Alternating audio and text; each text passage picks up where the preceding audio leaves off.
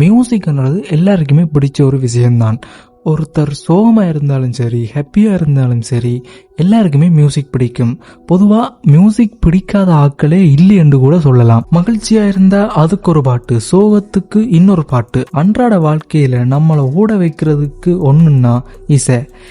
ஆனால் அதே இசைக்கு ஒருத்தரது தற்கொலைக்கு தூண்டும்னு சொன்னால் நம்ம யாருமே நம்ப மாட்டோம். ஆனால் இசை ஒருத்தரோட மனநிலையை மாற்றும் அளவுக்கு ஆற்றல் வாய்ந்ததாக இருப்பதனால தான் நம்மளை சிரிக்கவும் சிந்திக்கவும் வைக்குது. அப்போ தற்கொலையையும் செய்ய வைக்கும் தானே. வாங்க வீடியோக்குள்ள போலாம். 100க்கும் அதிகமான உயிர்களை ஒரு இசையினால் எடுத்துக்க முடியுது. அந்த பாட்டு தன்னை உயிர்ப்பித்தவங்களையே கொண்டிருக்குது. அதாவது அந்த பாட்டை எழுதின ஆளையே கூட அந்த இசை கொண்டிருக்குது. அப்படி அந்த பாட்டுல என்னதான் இருக்கு? ஹங்கேரியால இந்த பாட்டு வெளிவருது. அந்த பாட்டு வெளிவந்து கொஞ்ச நாட்கள்லயே கேட்பவர்கள் மத்தியில பெரும் தாக்கத்தை உண்டாக்குது. அந்த தாக்கம் என்னன்னா தற்கொலைகள். ஜோசப் கெல்லர் என்கிற கூலி தொழிலாளி ஒருத்தர் ஹங்கேரியாவில் தற்கொலை செஞ்சுக்கிறாரு. இது மட்டும் இல்லாம வேற 2 பேர் தங்களை தாங்களே சுட்டுக்குன்னு இறந்து போறாங்க. இந்த தற்கொலைகளுக்கான காரணத்தை கண்டுபிடிச்சப்பதான் தெரிஞ்சது, அவங்க இறந்து கிடந்த இடத்துல அந்த பாடல் வரிகள் கொண்ட காகிதம் இருந்திருக்குது. இவர் மட்டுமில்ல, கிட்டத்தட்ட 18க்கும் மேற்பட்டோர் தற்கொலை செஞ்சிருக்காங்க ஹங்கேரியில மட்டும். உலக வரலாற்றிலேயே அதிகமாக தற்கொலைகளை தூண்டுகிற பாடல் இதுதான் என்று சொல்லி 1937 ஆண்டு இந்த பாட்டு ஹங்கேரி நாட்டில் தடை செய்யப்படுது. அதுல இருந்து இந்த பாட்டு gloomy Sunday Hungarian suicide song என்று அடையாளப்படுத்தப்படுது. ஆனால் 1936 ஆண்டு வேக்குல் சாம் லிவிக்ஸ் என்கின்ற எழுத்தாளர் மூலமாக இந்த பாட்டுக்கு ஆங்கிலத்தில் உயிர் கொடுக்கப்படுது. அதுக்கு அப்புறமா தான் இந்த பாடல் உலக அளவில் கவனிக்கத்தக்கதாக மாறுது.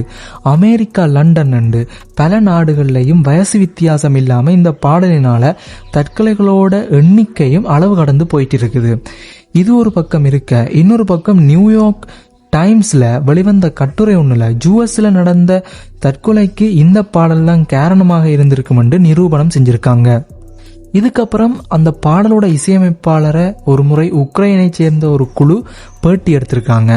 அந்த நேர்காணல்ல இவர் என்ன சொல்றாருன்னா, இந்த பாடல் இவ்வளவு தூரத்துக்கு தாக்கத்தை ஏற்படுத்தும்னு நான் நினைக்கல. இந்த பாடலை வடிவமைக்கும் போது எனக்கு சில உணர்வுகள் தோன்றி இருக்குது, அதை என்னென்னு சொல்றேன்னு எனக்கு தெரியல என்று சொல்லியிருக்கார். ஆனா கொஞ்ச நாட்கள் கழிச்சு பாடலோட ஆசிரியர் தற்கொலை செஞ்சிருக்கிறாரு. அவரோட மனைவி விவாகரத்து வாங்கிட்டு போனதால தான் அவர் செத்திருக்கிறாருன்னு சொல்லப்பட்டாலும் அவர் எழுதி வச்சிருந்த கடிதத்துல நடந்த எல்லா தவறுகளுக்கும் நான் தான் குற்றவாளியா இருந்திருக்கிறேன், இது எல்லாத்திலையும் முதன்மை வகிப்பது நான் தான் என்று எழுதியிருக்கிறார். இந்த பாடலுடைய தொடக்கத்துல மிக மெல்லியதாக வரக்கூடிய இசை போக போக கேட்கக்கூடியவர்களுடைய மனநிலையை மாற்றக்கூடிய அளவுக்கு அமைந்திருப்பதுதான் இத்தனை துக்கங்களுக்கும் காரணமாக பார்க்கப்படுது.